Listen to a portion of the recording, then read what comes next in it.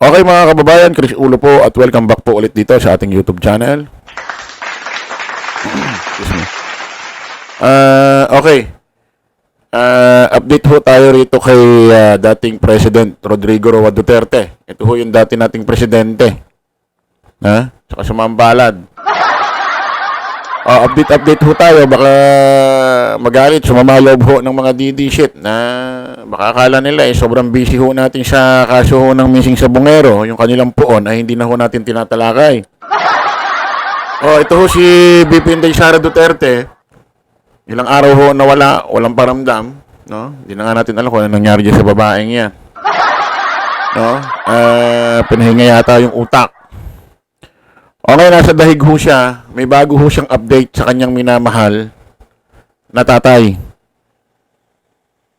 Basahin ho natin muna ito.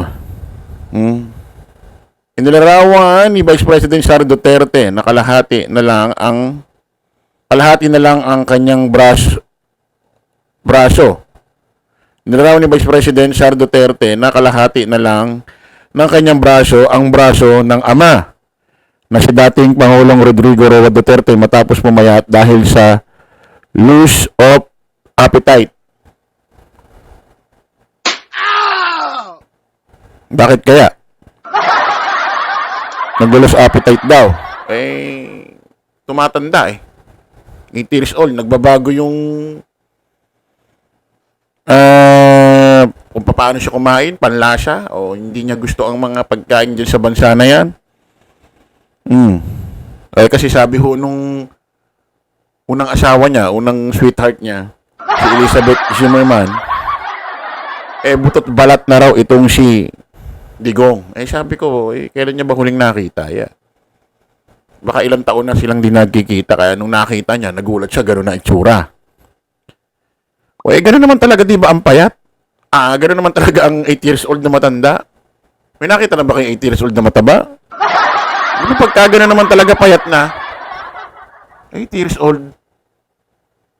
Ano gusto niyo kasing taba ni Roque? 80 anyos?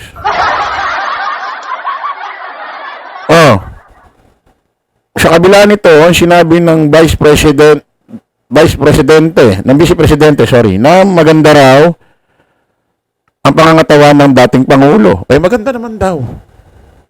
Kaso, kalahati na lang ng kanyang braso, ang braso ni Duterte. Ito kasunod. Para sa akin lang, he looks good na payat. Siya kaysa sa yung malaki ang tiyan. Tapos parang unhealthy tignan. Di ba? Na parang nakakatakot para sa kanyang heart. So I like him this way. Medyo slim ayon kay BP Sara. Hindi naman lahat ng mataba ibig sabihin malusog. Ako nga may katabaan, no? Hindi mo malaman kung malusog ako. Awa naman ng Diyos. Nagpa-general check-up ako nung nakaraan. Wala naman. Baka napapasarap lang tayo. Napapasarap lang kumain. Diba?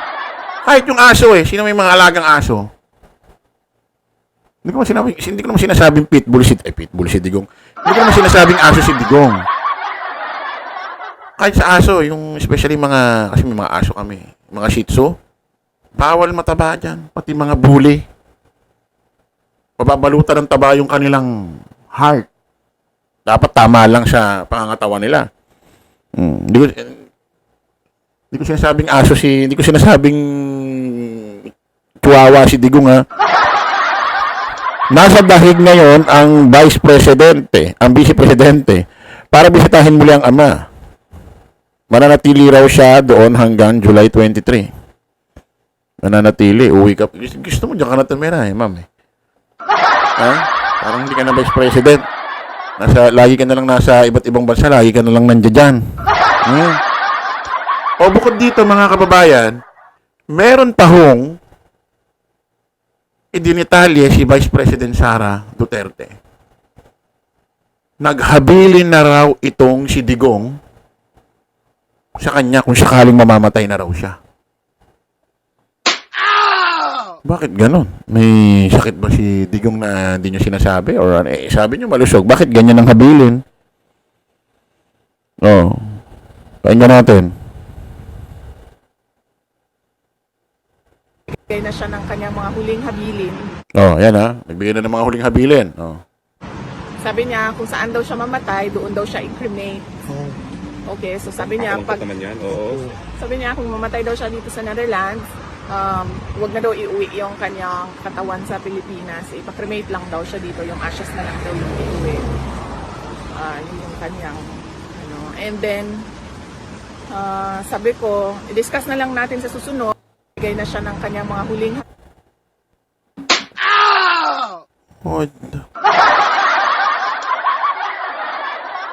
According ho dito, kay Ma'am BP Inday Sara Duterte, naghabilin na raw ang tatay niya na kung sakaling mamamatay na siya, or namatay na siya, yung katawan niya raw, wag nang iuwi sa bansang Pilipinas. Yung kanyang bangkay. Sunugin na raw sa dahig. Iuwi lang daw siya sa Pilipinas kapag siya ay abo na. Tako. Oh, may nagsasalita doon, may extra habang nagsasalita si BP, si Shokla, sorry po. Si machong-macho, lalaking-lalaki. Walang kahalo-halong bayot sa katawan. Si Harry Roque, nagsasalita doon. Aba, grabe na, nakakalungkot naman yan, sabi ni Roque. Grabe, nakakalungkot naman yan. Parang tanga lang. Hindi malaman kung nambubuyo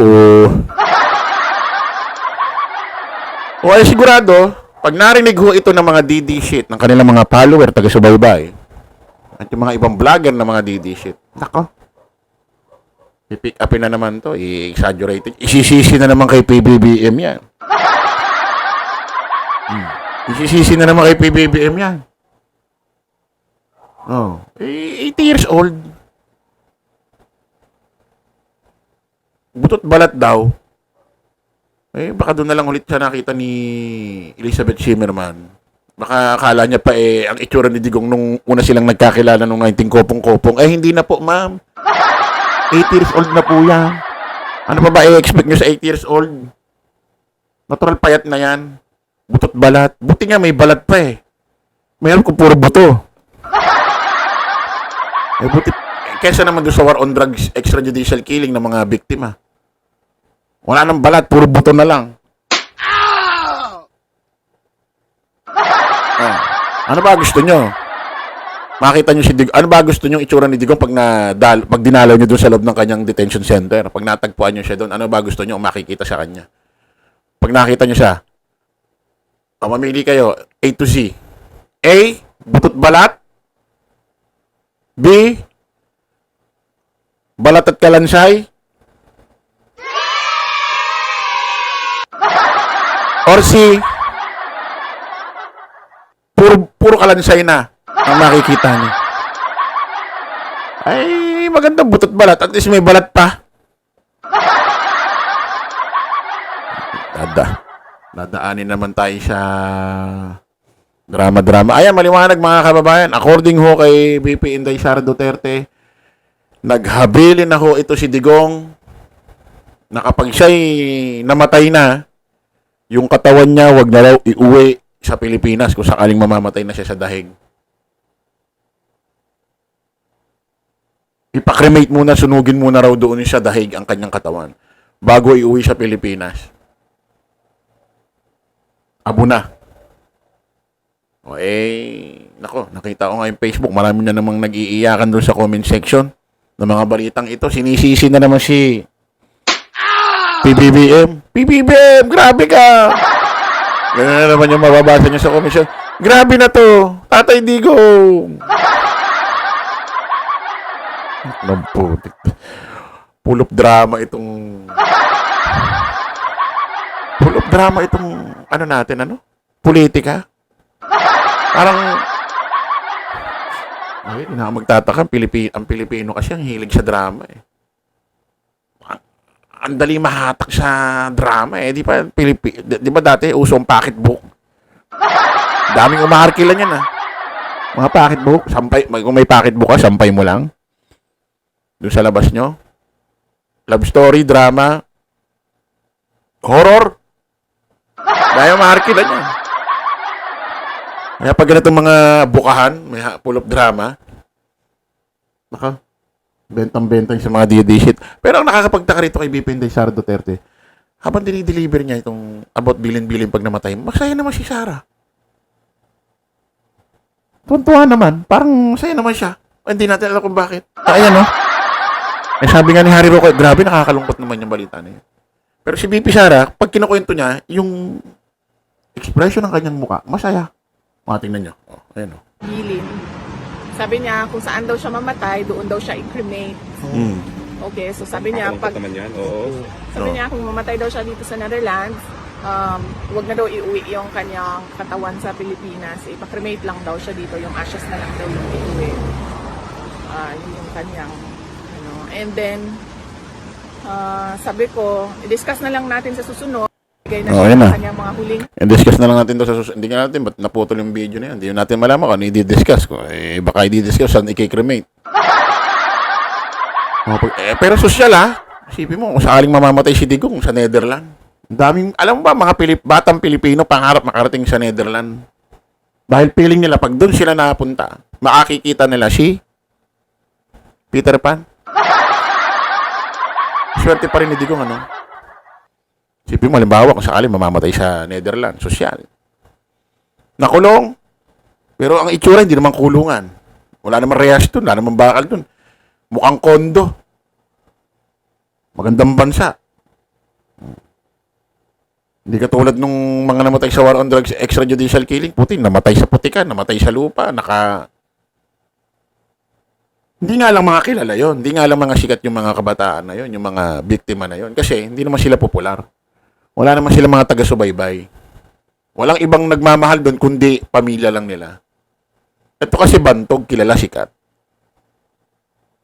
Kaya, pag ganitong balita, maraming naaawa. Kasi kilala, sikat eh. Pero kung tutusin, pare-paras lang tayong tao. Pare-paras lang tayo ng kalagayan.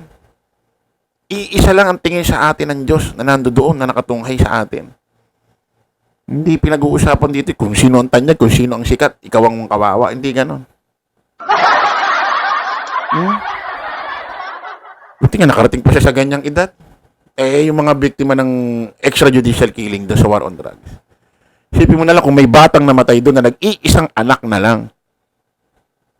Siya ang breadwinner. Siya na lang ang puputol ng kanilang kahirapan. Siya na lang ang magiging breadwinner.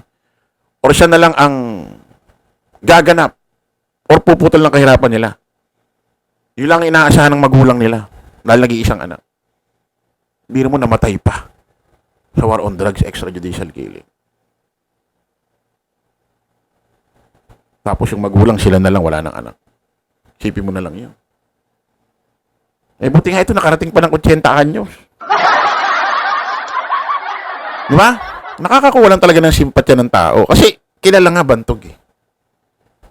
Pero kung titimbang-timbangin, mas kawawa pa yung mga biktima eh.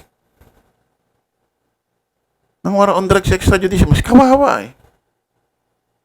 Di ba? Kita-kita ulit tayo mga kababayan sa panibagong live vlog. Bye-bye po.